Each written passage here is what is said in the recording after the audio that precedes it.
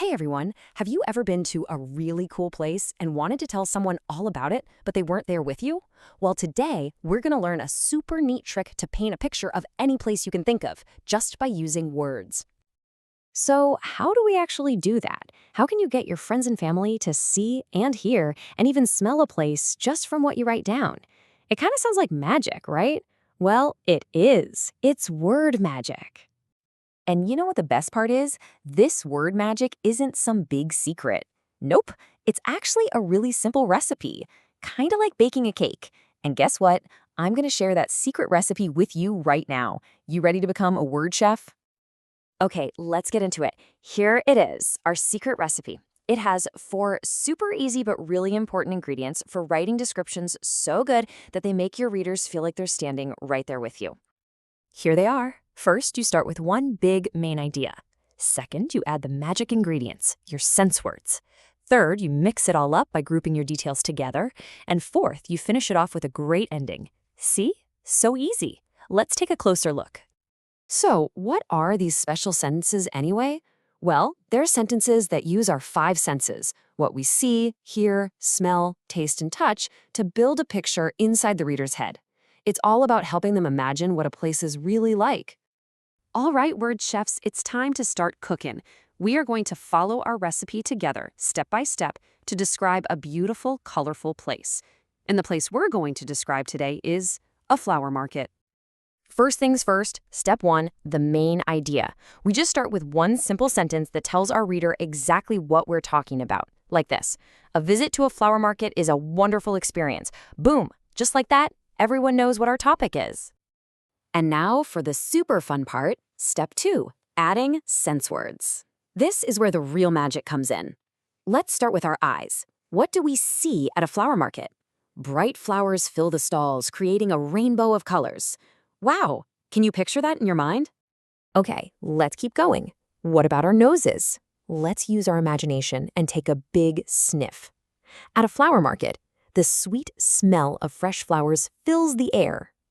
Ah, that makes the picture in our head so much better, doesn't it? Now let's listen.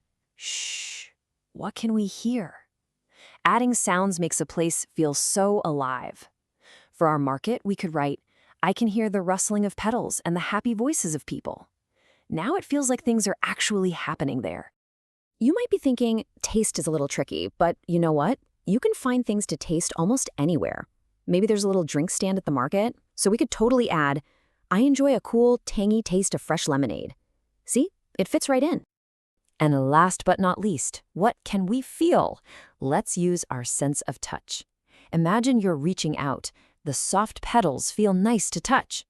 When you write about how things feel, it makes your reader feel like they could actually reach out and touch them too. Awesome. We have all of our amazing sense details. So now we're on to step 3, grouping them all together. All we have to do is put our sentences in an order that makes sense, one that flows nicely, kind of like you're telling a story and walking someone through the market. And here we are at the final step, our conclusion. And this one is super easy. You just wrap everything up by reminding the reader of your main idea.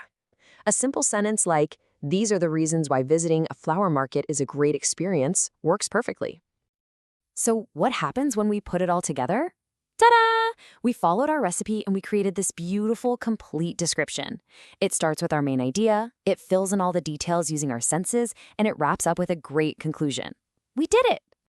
Okay, so we've practiced together and now you have the secret recipe. And you know what that means? You are the word chef now. It's your turn to pick a place and use our 4 easy steps to write your own amazing description. Here's a great way to plan it out. See? On the left is our finished flower market example, and on the right, there's a space for you. Let's pretend you're describing a night market. What would you see? What would you smell or hear? All you have to do is fill in the blanks to get your ideas started.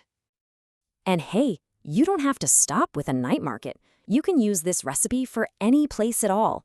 How about a supermarket, or your favorite room in your house, or a park on a sunny day, or even the beach? There are so many places to describe. So, what's the most important thing to remember? You now have the power to bring any place you can imagine to life using just your words. So, I only have one question left for you. What amazing place will you describe first? Go grab a pencil and get started. Have fun.